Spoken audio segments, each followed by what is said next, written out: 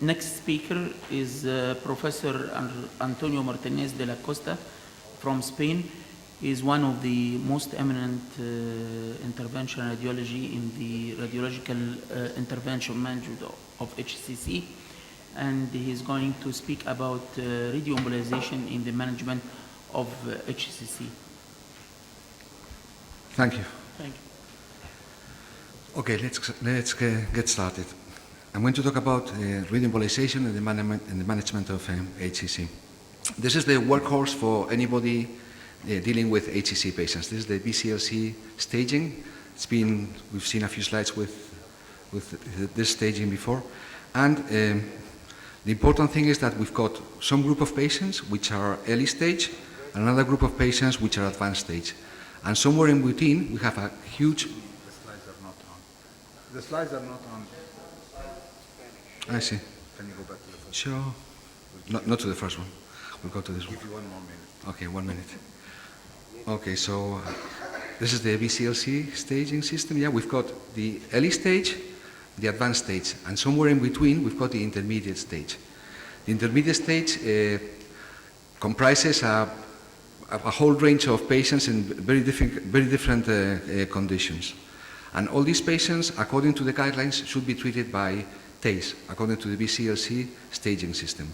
You can see in these images that the range of disease for the intermediate patients varies between patients with a few well-defined focal lesions and patients with very advanced infiltrative disease.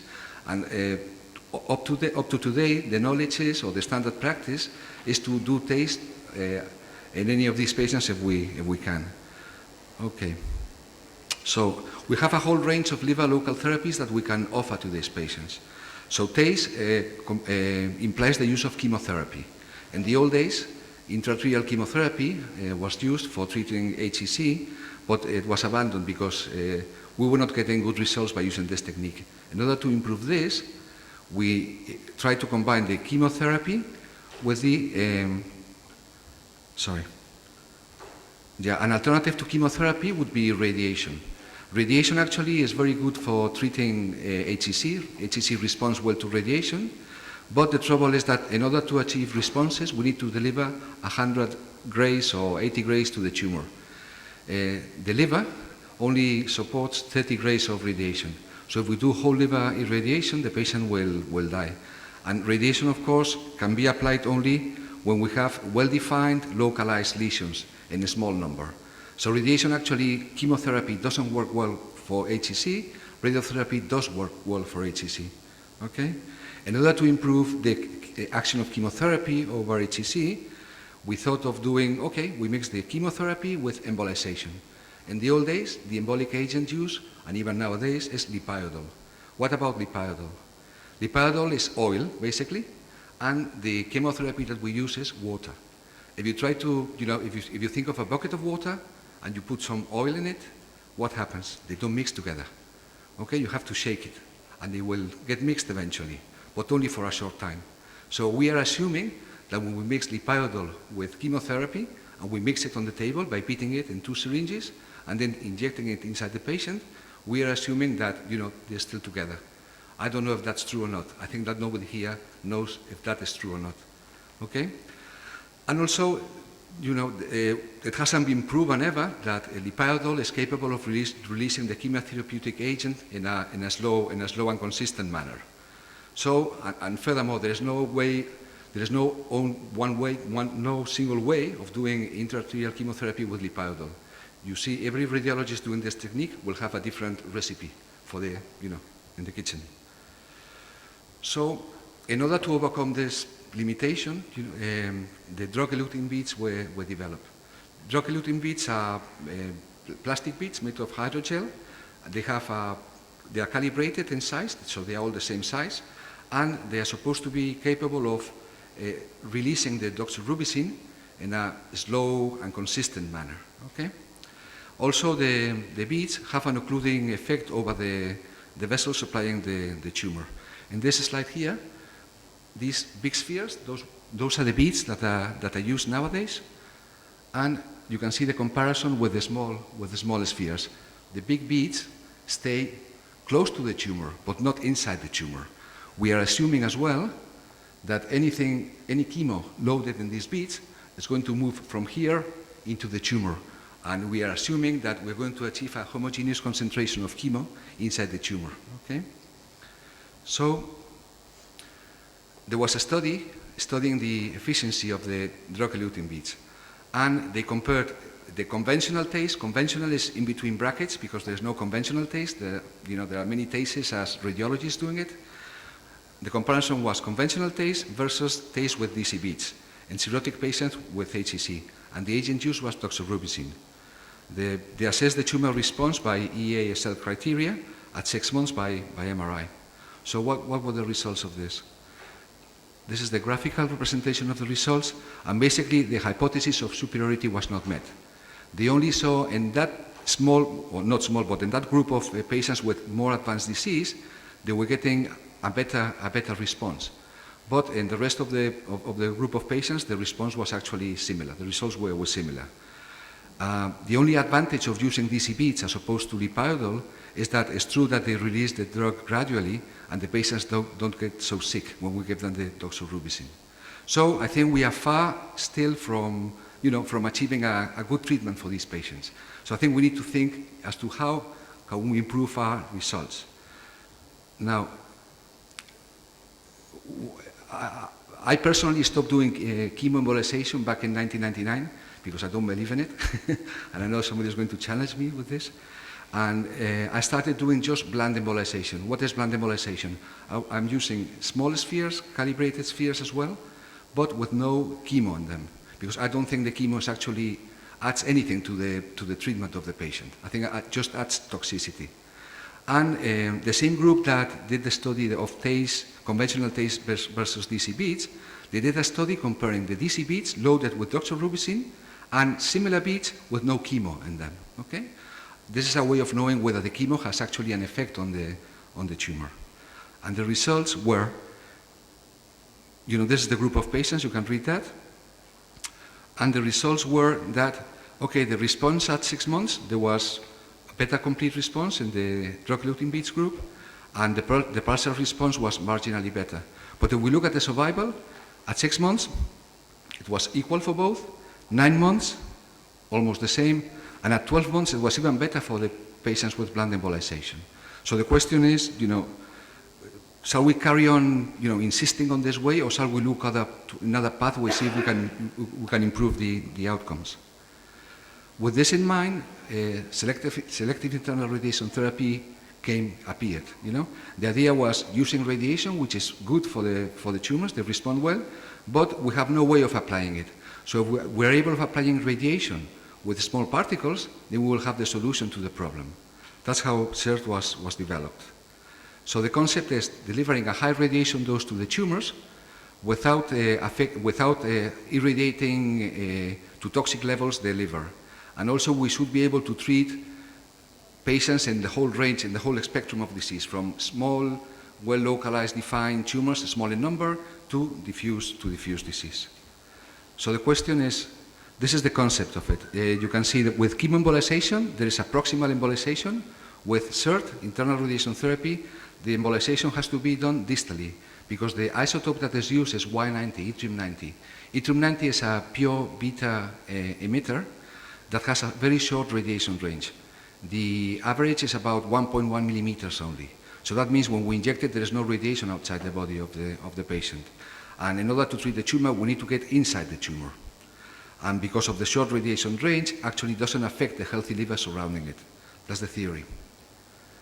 So let's see, does this work? Do we obtain an anti-tumor effect by using radioembolization?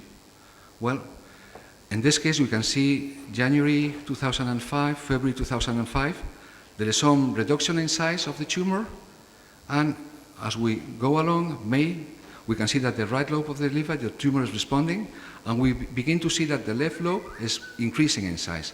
So we're getting necrosis of the tumor, reduction in size, atrophy of the treated lobe, and compensatory hypertrophy of the untreated lobe. And this is August 2005, 7 months later. This is a very good response.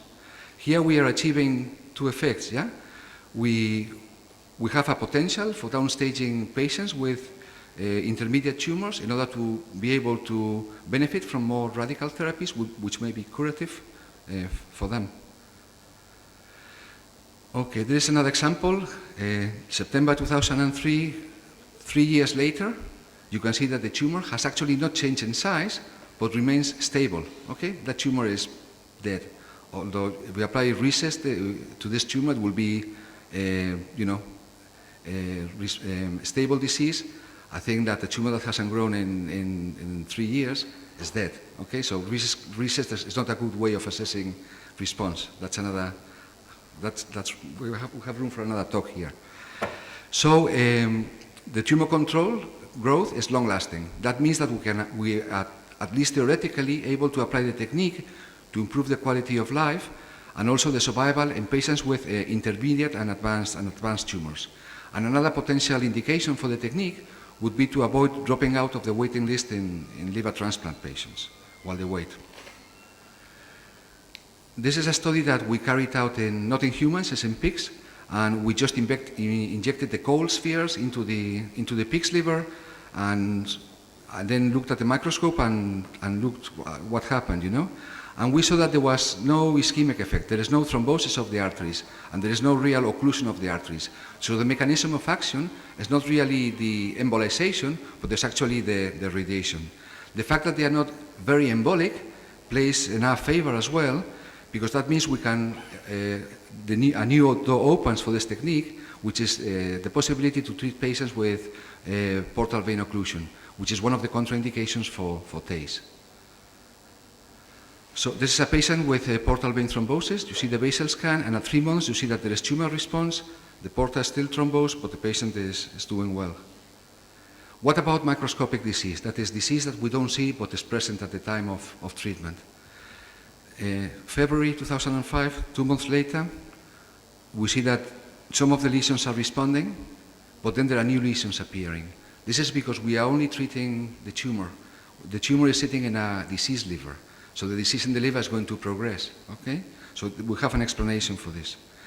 And actually, microscopic disease is not targeted by this treatment. So that means that we have to consider using this treatment in combination with systemic therapies, with systemic agents, which may, help in this context. Okay, in order to prove this, there are 3 trials going on in Europe, also in America, from in the US. So we've got the SORAMIC trial. This is trying to see if we can improve the survival, combining sorafenib with radiofrequency or SIRT spheres. The SIRVENIP, this is to look at the difference of the survival in patients treated with SIRT spheres versus sorafenib, and the SARA study, which is a similar study. All these studies are still recruiting patients and will eventually get the results. So back to the beginning. How does radioembolization fit in the treatment of this big group of patients, which are very different, although they are packed in the same sack? Well, I would suggest the following. I think there is a room for radioembolization in the downstaging, and some patients may undergo resection. I think it works also as a bridge for liver transplantation.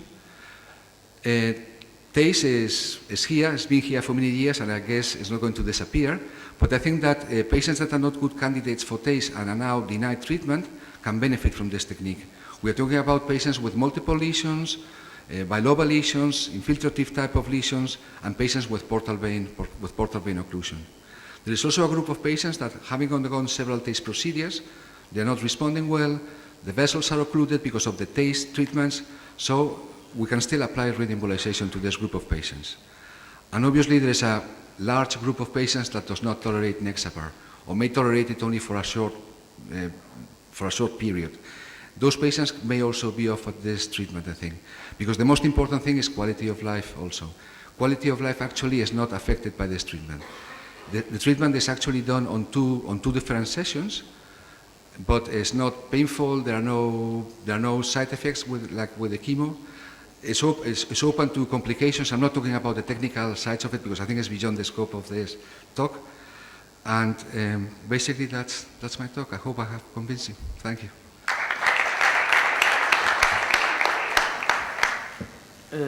Thank you, Professor Dr. Antonio Martinez, for that very nice presentation and the new ideas and new concept about treatment of HCC.